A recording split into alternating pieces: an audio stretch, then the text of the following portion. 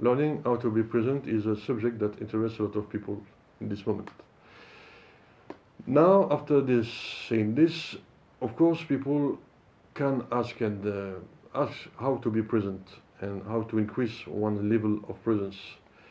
We can talk about different techniques, simple techniques that one can use in his everyday life. I mean, being present means that you connect yourself with your context that you're living during your everyday life. And one way of doing this is keeping a kind of contact with your body, a sensitive contact. Sensation is always something that connects with being present.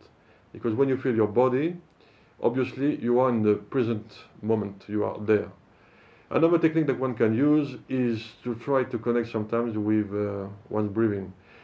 When you breathe, obviously you're in touch with presence, because breathing is an action that we do in the present moment. So we don't talk about a special technique how to breathe, this kind of thing, no. It's more talking about this general feeling, general point, to keep sometimes in touch with one's breathing, nothing more than this. Another technique that one can use, and which is very natural, it means that sometimes during one's day, you can take short time to make a kind of stop, comfortable stop. For example, you can take some 5 minutes, more or less, just to feel and to think and to see how is your behavior, how is your inner state. And sometimes maybe you can find a kind of conduct that you can change. Maybe, for example, you can feel a kind of hostility, inner hostility, which is not a comfortable feeling. I mean, one feels this and try to do and to say, how can I change this state?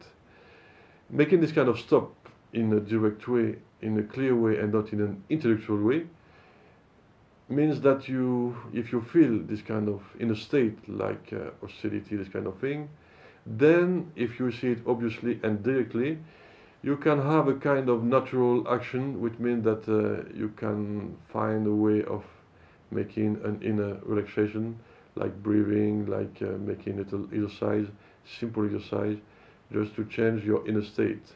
Another point, if you at the same time try to understand clearly and not in an intellectual way but in a direct way, why a feeling like hostility is not a useful feeling.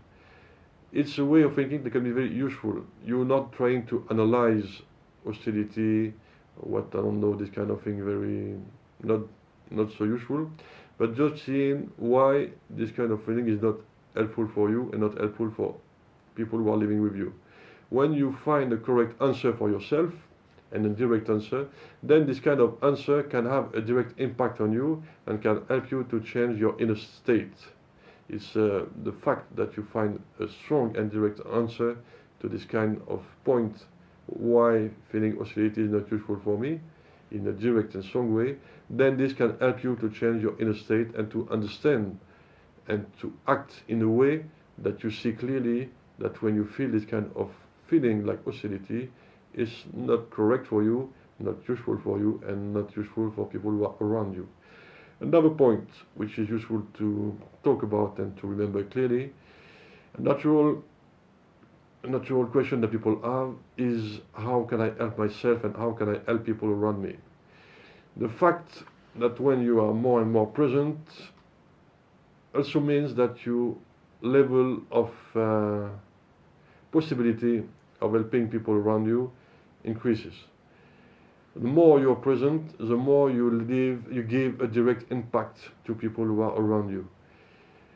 People are looking for help, and we are all looking for help. But it's not always the way that people are more or less learned by conditioning, talking about people, giving advices, this kind of thing, which can be very useful. But there is another way, very strong and deep way to help people and to help yourself, is trying to be present. When you are more and more in an active state of presence, you give a kind of transmission to people in a direct way, in a basic way, which gives to people around you different feelings which are very positive, feelings of hope, feelings of quietness, this kind of thing. So At the same time, when you work to be more and more present, at the same time you're working for other people, for your family, for people who are working with you, different kind of thing. And this dynamic that you have to work on yourself to be more and more present also gives a good impact to people who are around you. So this is a good way and a strong way to help yourself and at the same time to help people around you.